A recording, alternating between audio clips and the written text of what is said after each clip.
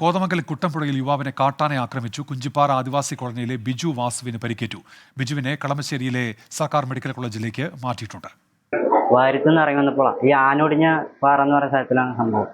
ഇന്നലെ സന്ധിക്കാണ് സംഭവം. ഞങ്ങളാരും അറിഞ്ഞില്ല, രാവിലെയാണ് അറിഞ്ഞത്. പിന്നെ ഞങ്ങൾ വണ്ടി വിളിച്ച് അങ്ങോട്ട് കൊണ്ടുവന്നു. നേരെ ആശുപത്രിക്ക് വന്നു.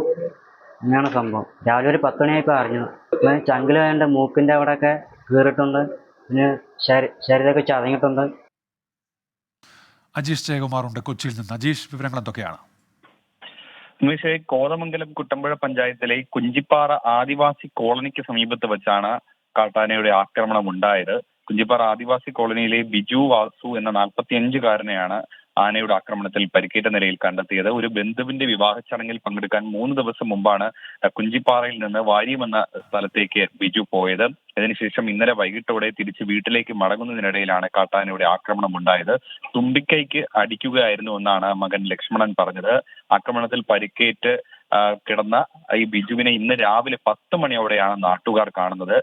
മുഖത്തും അതേപോലെ ശരീരത്തിന്റെ പല ഭാഗത്തും ചതവുകളും കണ്ടിട്ടുണ്ട്. ഉടൻ തന്നെ ബിജുവിനെ കോതമംഗലത്തെ താലൂക്ക് ആശുപത്രിയിൽ പ്രവേശിപ്പിക്കുകയും തുടർന്ന് വിദഗ്ധ ചികിത്സയ്ക്കായി കളമശ്ശേരി മെഡിക്കൽ കോളേജിലേക്ക് മാറ്റുകയുമായിരുന്നു.